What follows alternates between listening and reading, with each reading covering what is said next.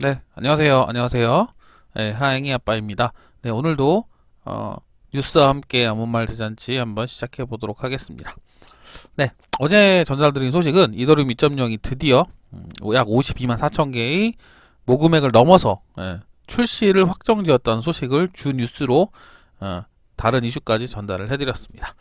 네, 어제 한번 보면은 이제 중국 CBDC가 저번에 선전시에서만 체크를 한번 했었는데 다른 지역까지 추가를 해서 한번 추가로 테스트를 하려고 하는 움직임을 보여주는 것 같습니다. 비트코인 가치 과학적 방법으로 평가해보니, 과학적 방법이라는 게 수치화를 시킬 수 있는 뭐 그런 걸 설명한 것 같은데, 조인디 글입니다. 원가를 통해서 계산한다. 뭐 채굴기 원가가 구성된 요소가 인건비, 채굴기 비용, 전기세 등등 여러 가지 구성 요소가 있죠.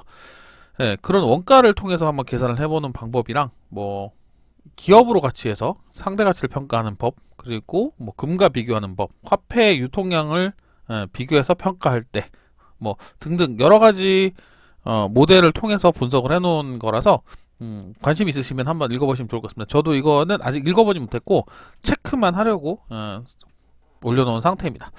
이더럼 2.0이 출범 이제 확 실시됐죠. 12월 1일날. 앞으로 뭐가 달라질까에 대한 뭐 글인데, 그 어제 제가 소개해드렸던 그 타로피님 글을 약간 인용을 해가지고 정리된 글입니다. 그러니까 전체적으로 어제 혹시 못 보셨던 분들이 있으면은 전체적으로 훑기에는 좋은 글이니까 그래도 한번 읽어보시면 좋을 것 같습니다.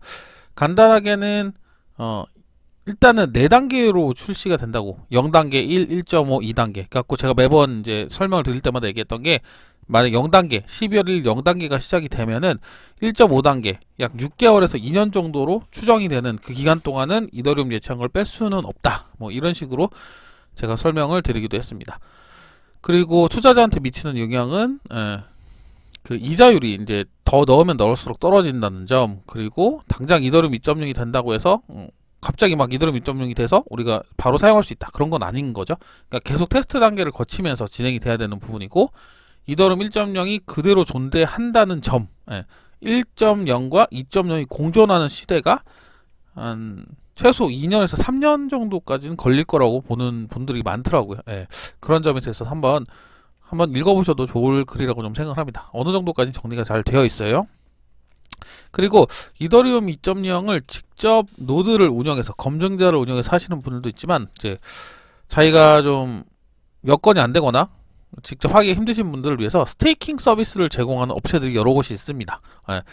기존에도 스테이킹 풀을 제공하는 업체들, 대행해서 스테이킹을 돌려주는 업체들을 통해서도 가능을 하고, 뭐 여러 가지 랜딩 플랫폼이라든가 아니면 이런 다양한 업체들이 이더리움 2.0 밸리데이팅, 그러니까 스테이킹을 지원하는 그런 서비스를 제공하고 있으니까, 혹시나 지금이라도 사실 하실 수 있습니다. 지금도 하실 수 있고, 대신 이제 이자율이 예상했던 것보다 줄어들고, 말씀드린 대로 1.5단계까지는 뺄 수가 없다. 여기로 이용하면 뺄 수 있겠네요. 직접 넣는 거는 못 빼지만, 여기서는 자기들의 서비스를 이용하기 위해서 대행으로 돌려주는 거라 아마 넣었다가 빼는 것도 아마 가능할 거라고 예상이 됩니다. 여기는 될 것 같네요. 이게 어제 보면서 좀 어이가 없었던 기사인데요. 리플 공동 창업자 등, 이게 어젯밤에 8시에 올라온 글이었습니다. 리플 공동 창립자 등 24시간 6억의 리플을 이체했다, 이런 기사가 올라왔어요. 보니까 뉴투데이, 그래서 제가 원문도 찾아왔거든요. 원문을 뭐 직접 보시면 알겠지만, 24시간 비트파이넥스, 코인베이스, 프로, 후오비 등 주요 암호화폐 거래소에서 약 6억 리플이 이체됐다. 이 중 크리스 라슨 리플 공동 창업자도 9,500만 리플을 이체한 것으로 확인됐다. 개별 암호화폐로 보면 업비트에서 10여 차례에 걸쳐 1억 2천만 리플이 이체됐다. 어제 이 리플이 완전 광기였습니다. 사실은 정말로 하루에 막 60% 이상의 광기를 보이는데, 고점에서 완전 다 털렸죠. 그거는 아마 차트를 보신 분들은 아실 겁니다. 근데 원인으로 추정되는 것 중에 하나가 이 그냥 웃지요. 공동 창립자의 이체가 영향이 되지 않았나라는 분석 같은 글입니다. 100% 영향을 안 미쳤다라고 볼 수도 없죠. 사실은 그렇다고 이 사람 때문에 다 떨어졌다 볼 수도 없지만, 합리적 의심을 좀 할 수 있는 정도의 많은 양을 움직인 건 사실인 것 같습니다. 평가는 보시는 분들이 해야겠죠. 그래서 제가 단상이라 그래서 제 생각을 좀 풀어봤는데 엄청나게 리플이 많이 올라갔다. 지금도 이거보다 많이 변동을 했습니다. 사실 더 올라갔다 내려갔다 이렇게 변동을 하는데 예, 지금 0.92달러까지 갔던 게 완전히 급락을 했다. 그리고 좀 전에 보여드린 6억 달러를 이체시켰다. 6억 리플을 이체시켰다는 글이 이 원문이 이 기사로 확인을 할 수 있습니다. 얘네도 지갑 추적을 해보고 내놓은 결과라서 이걸 뭐 거짓말이다라고 볼 수는 없고 정확하게 이게 뭐 덤핑이나 그 펌핑이 사용됐는지 여부는 모르겠으나 일단 이체된 것까지는 맞는 걸로 보입니다. 그래서 조금은 마진이나 선물을 하면서 뚝배기 얘기해줬다는 분들도 많아서 좀 많이 안타깝긴 합니다. 사실 마진이나 그 선물 같은 경우는 돌이킬 수 없는 결과를 낳기 때문이죠. 많이 하시는 분들은 아시겠지만 그렇습니다. 좀 안타까운 것도 있고 이런 소식들이 썩 좋아 보이진 않습니다. 정말로. 그리고 어제도 소개를 드렸는데 OKX 거래소 출금이 거의 확정적으로 될 것 같습니다. 그리고 뭐 얘네들도 좀 고객들한테 피해를 준 게 있으니까 뭐 수수료 할인이라든가 뭐 쿠폰 같은 걸 제공을 한다고 다시 고객을 끌어들이는 시도를 하려고 하는 것 같습니다. 그리고 이거는 좀 특이해서 가지고 왔는데 그 올타임 하이 최고점을 경신을 했는데 거래소마다의 최고점이 조금 다른 거를 표현하고 있습니다. 최고는 제미니 거래소 19,999불까지 올라갔었고 최저는 크라켄 19,666불까지 올라간 걸로 확인되고 우리가 많이 썼던 바이낸스 같은 경우는 19,798불까지 올라갔던 걸로 기록이 되네요. 국내 거래소는 안 보이네요. 일단은 김프랑 역포에 좀 껴서 그런가 해외 거래소만 정리를 해놓은 것 같습니다. 아무튼 크립토 니들 글 매일 챙겨드리니까 참고를 하시고 이게 그거예요. 뒤에도 설명이 나올 건데 코인베이스에서 마진 거래를 이제 내일부터 바로 정지를 하겠다는 글인데 한글로 된 기사를 좀 볼게요. 코인베이스 공지사항을 아예 가지고 온 거고 이 부분은 이게 확실하지는 않아요. 아직은 이게 무슨 내용이냐면 이걸 한번 볼게요. 제목은 암호화폐 과세 3개월 연기되나 국회 기재위원회가 논의 중이다. 정부안은 2021년 10월에 과세를 시작하는 게 맞는데 과세 시점이 그 1월부터 시작하는 게 맞지 않냐라는 그런 주장을 좀 해가지고 업계도 인프라 구축 시간이 필요하다. 일단 특구법이 3월달에 통과되고 6개월 유예 기간을 두고 이제 10월 1일부터 적용을 하는데 그때부터 바로 과세하기는 좀 무리가 있지 않나. 그래서 내년 3개월 미뤄가지고 2022년 1월부터 하는 게 어떻겠냐라는 제안이 나왔다고 가능성이 일단 제기가 된 거고 이게 확정은 아닙니다. 이게 확정이 안 된다고 하면 기존으로 10월부터 적용을 하겠죠. 그렇기 때문에 일단 가능성을 얘기를 한 거고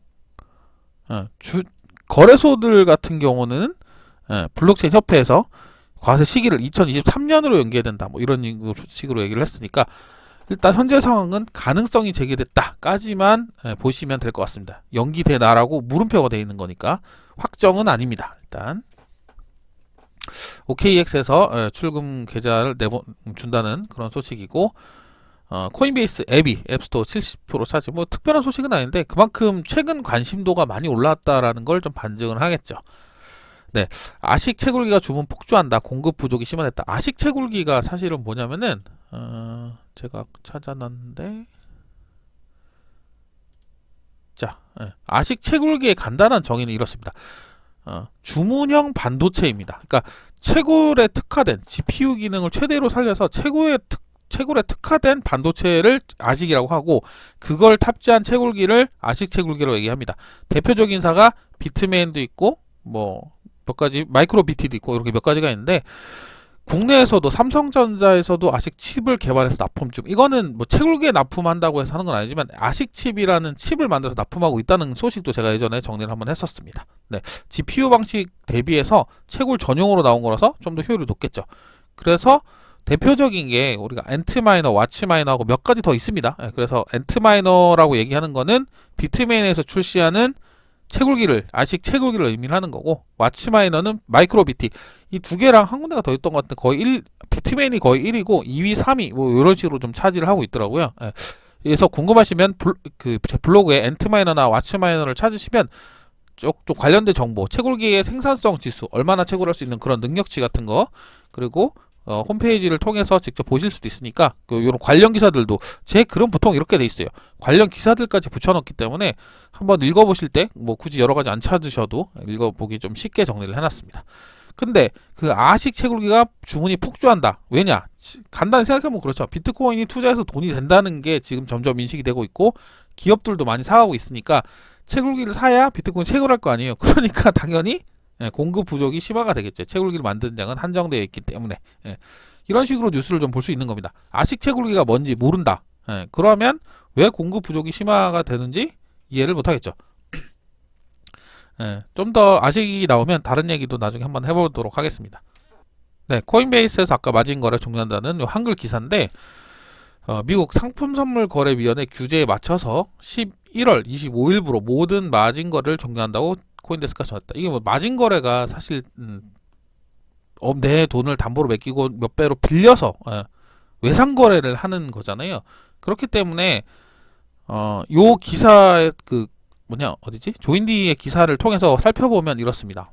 마진 거래를 종료를 하는데 3배 레버리지, 그러니까 내가 가진 거의 3배까지 예를 들어서 배팅을 한다고 해야 되죠. 그러니까 할 수 있는 거죠. 근데 지금 CFTC가 새로 나온 가이드라인에서 보면은 실제 인도에 관한 최종 지침, 그러니까 거래를 하게 되면 실제 코인이 움직여야 된다. 그런 관점인 것 같아요. 이용자가 마진 거래 레버리지 또는 기타 수단을 통해 디지털 자산을 보유하고 통제권을 얻는 때, 그리고 뭐 거래할 때라고 확정했기 때문에 아무튼 코인베이스가 마진 거래를 종료한다는 공지를 내린 거죠. 마진에 대해서는 조금 부정적으로 보는 시각들이 미국 기관들에서 좀 있나 봅니다. 그래서 마진 거래 같은 경우도 있고, 바이낸스도 바이낸스랑 바이낸스 US를 분리해 놓은 것도 있고, 여러 가지 좀 오히려 이런 점이 좀 좋을 거라는 생각도 좀 해봅니다. 왜냐하면 법으로 어떻게 들어가기 위해서는 법에 있는 규정을 최대한 맞추거나 조정을 해서 들어가야 되는데 기존의 법이랑 좀 많이 맞지 않는 부분이 있다. 그럼 좀 고쳐서 들어가는 것도 저는 좀 맞다고 좀 생각을 합니다. 제목은 뭐 요 소제목 같은 경우는 미국 규제 강도가 높아졌다. 강도가 높아졌다는 게 배척한다 이런 의미는 또 아닌 것 같아요.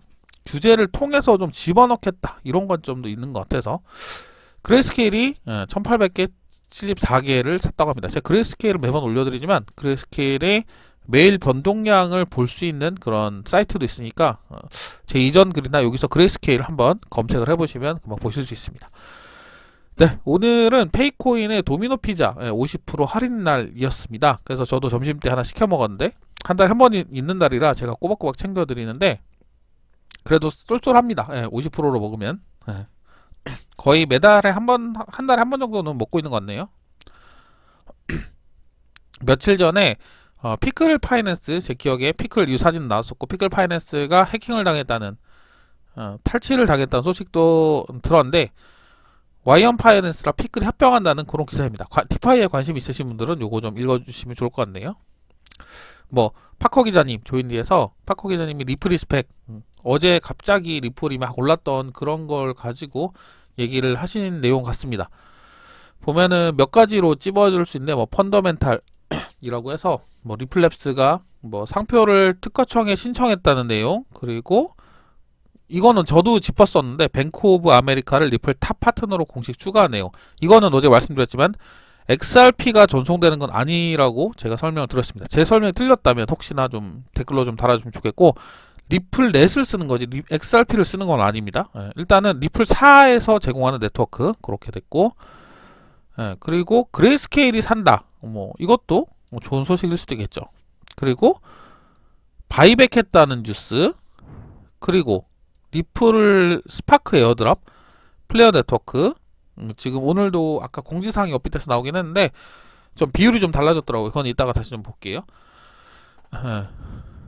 일단은 플레어 네트워크는 스마트 컨트랙트 플랫폼 업체고, 제 기억에 유틸리티 포크를 이용해서 11월 12일날 토요일날 9시에 하드포크 에어드랍을 스냅샷을 진행할 예정이죠.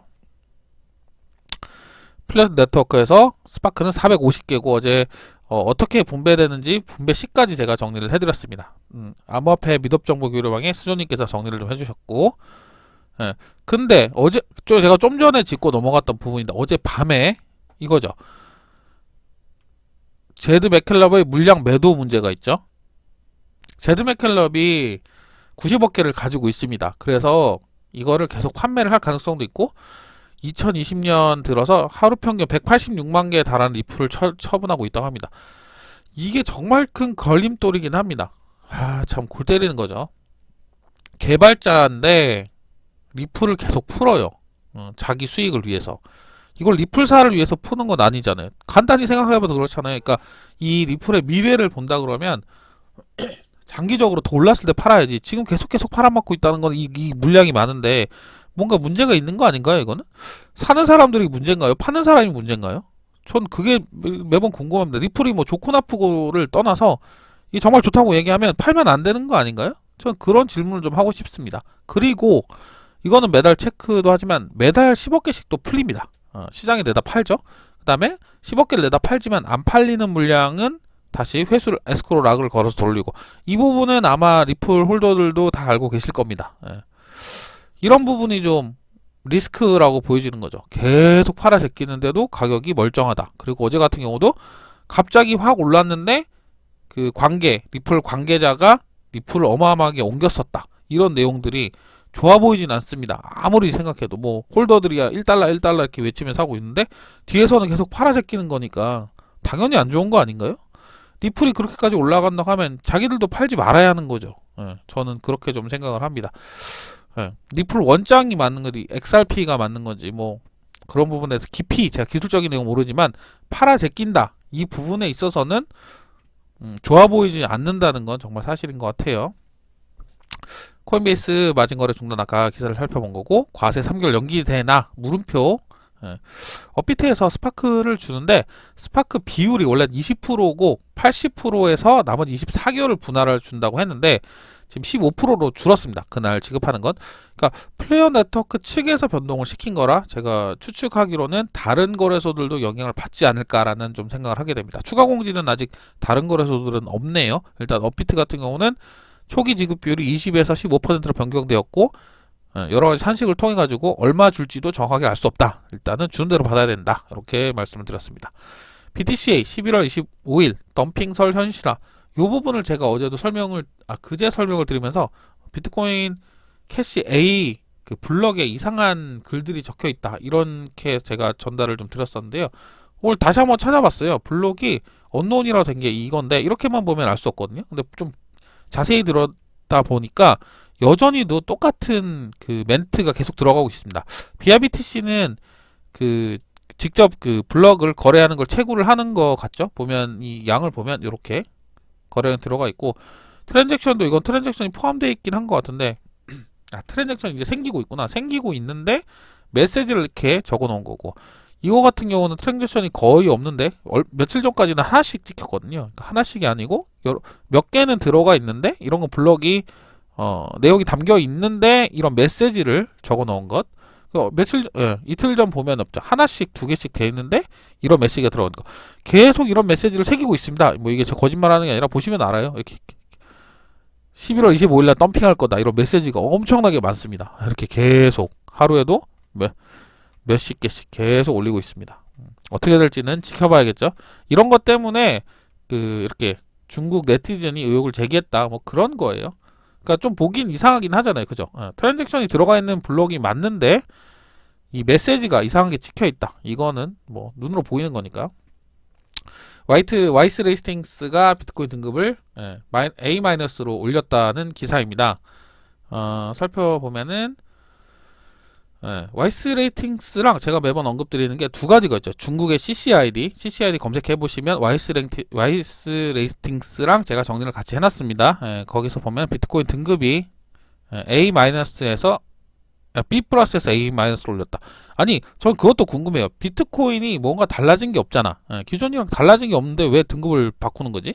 비트코인이 사람들의 구입도 많이 하고 기업들 투자가 늘어서 그런 건가? 그럼 이더리움도 똑같이 늘었는데. 여기 보면은 프로젝트의 사업성 기술력들이 최상이며 투자 안정성 쪽에서 많이 올라갔다고 평가를 하는가 봅니다. 근데 웃긴 거, CCID 제가 며칠 전에도 언급을 했는데 웃긴 게 중국의 CCID에서는 이오스가 1등, 여긴 이오스 링크도 안 돼 있죠. 이오스 뭐 어디가 있긴 하겠지만 뭐 이오스를 까는 건 아닙니다. 근데 이오스가 CCI에 대해서는 1등 그리고 비트코인이 12등입니다. 예, 그거는 제가 며칠 전에 언급을 드렸습니다. 그래서 CCID에서 비트코인을 왜 이렇게 낚여줬나 라는 점이 좀 의심스럽긴 했다? 의심? 네. 예, 그런 것 같습니다. 현재는 비트코인과 이더리움이 거의 최상 등급을 받고 있네요. 이렇게 이오스는 없습니다. 희한하네. 완전 반대네요. 이오스가 1등이었는데 CCID에서는. 궁금하시면요, 제 그 채널에서 여기 물음표 저기 돋보기를 누르셔갖고 CCID 치면 바로 나올 겁니다. 예. 그레이스케일 운용자산이 79억 달러이다. 예. AUM이라고 얘기하는데 이 부분을 제가 오랜만에 용어 정리했으니까 그거 한번 살펴볼게요. 아까 BCHA, 비트코인 캐시 A, 빈블록에 대한 이런 간단한 뭐 주장이랄까, 뭐 보안을 뚫지 못한 공격자의 우회 공격이라고 얘기하는, 아까랑 좀 비슷한 내용이긴 하죠. 예, 오랜만에 용어 정리를 했습니다. 저는 원래 용어 정리가 주였는데 최근에 특별한 게 없어서 정리를 좀 안 했었는데 여기 있다. 예, 제목은 그레이스케일의 총 운용 자산이라고 얘기합니다. 그러니까 그레이스케일이 생각을 하시는데 많이 비트코인을 사고 있다 알고 있으시잖아요. 근데 그레이스케일이 직접 삽니다. 사는데 누구 돈으로 사느냐? 고객들 돈으로 삽니다. 그레이스케일의 자산으로 사는 게 아니에요. 그러니까 투자 대행 업체입니다. 한마디로 얘기하면. 그러니까 얘네가 캐피탈식으로 해서 고객들이 이걸 투자해줘라고 하면 그 돈을 굴려가지고 뭐 수익률, 예를 들어서 뭐 1,000억을 벌었으면 뭐 2%, 3%를 먹는다든가 이런 식으로 운영을 하는 거예요. 매번 나오는, 이제는 좀 아시겠지만 SEC에 이제 등록된 신탁을 운영하고 있어서 한번 구입을 하게 되면 6개월 동안 못 판다, 이런 조건도 걸려있긴 하니까 그레이스케일은 투자자 자금을 받아서 펀드 운용을 통한 수수료 수익을 하는 업체입니다. 그래서 AUM이라고 나오는 게 Asset Under Management, 관리되는 자산이라는 뜻입니다. 그러니까 자기들이 직접 운영하는 거긴 하지만 자기 게 아니고 운용을 하는 자산이다. 그걸 AUM이라고 합니다. 총 9개를 운영 중이고요. 이게 트위터에 가보시면 이렇게 제가 올라오거든요. 매일 올라옵니다. 이 트위터를 누르시면은 직접 가서 보실 수 있어요. 그러니까 알람을 띄워놓으시면 아마 실시간으로도, 하루에 한 번이니까 실시간으로 보실 수 있을 겁니다. 그 트위터 그레이스케일에 들어가시면 여기 이런 식으로 올라있죠. 이렇게 그레이스케일 정보들 올라오고 이렇게 매일매일 꼬박꼬박 올라오니까 궁금하시면 직접 찾아보시면 좋을 것 같습니다. 저도 좀 생각을 하는 게 자기가 직접 찾아봐야 좀 늘어요. 그래서 AUM이 무엇인가에 대해서, 왜 운용 자산, 얘네들이 직접 하는 게 아니라 운용을 하는 자산의 합계다. 그래서 AUM이라고 한다. 네, 그렇게 정리하시면, 만약에 이런 기사 있잖아요. 운용 자산이 79억 달러다. 이게 좀 이해가 가는 거죠. 그죠?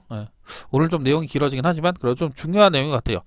그레이스케일이 운용하는 자산이다. 오케이, 넘어갈게요. 그리고 요거는 저도 이제 이더리움 2.0이 뭔지는 알고 그렇게 하지만 실제로 저도 기술을 잘 모르고 프로그래머가 아니라서 이런 내용까지는 제가 스테이킹 어떻게 하는지는 할 수가 없습니다. 근데 여러 가지 자료가 있으면 저도 좀 찾아서 올려드릴 건데 이 유튜브 영상이 있더라고요. 이거 이렇게 영상이 있는데 뭐 원생의 일상이라는 분이 올리신 건데 댓글도 보니까 괜찮게 설명이 돼 있다고 하니까 그 궁금하신 분들은 이 영상을 좀 참고를 하시면 좋을 것 같습니다. 저 같은 경우는 뭐 자료에 대한 뭐 좋다고 하면 어디든지 다 끌어올 생각이라서 이런 거는 좀 참고를 하셨으면 좋겠네요. 아까랑 비슷한 거예요. 이더리움 2.0 스테이킹 에코시스템이라고 해서 그 스테이킹 풀에서 돌릴 수도 있다는, 아까 그 코인98에서 올라온 자료랑 검은색 자료랑 거의 유사한 자료입니다. 그래서 대행해서 맡길 수도 있고 아니면 여러 가지 디파이 업체를 통해서 간접으로 할 수도 있고 뭐 이런 식으로 되어 있네요. 네. 실제로 제가 엄청 많이 봐요. 많이 보는데 물론 다른 분들도 많이 보시겠지만 그래도 조금 전체적인 소식 취향 위주니까 아마 공부는 좀 되실 거라고 생각합니다. 재미는 없어도 재밌게 좀 하도록 하겠습니다. 네, 여기까지만 하겠습니다. 오늘도 감사합니다. 하영이 아빠였습니다.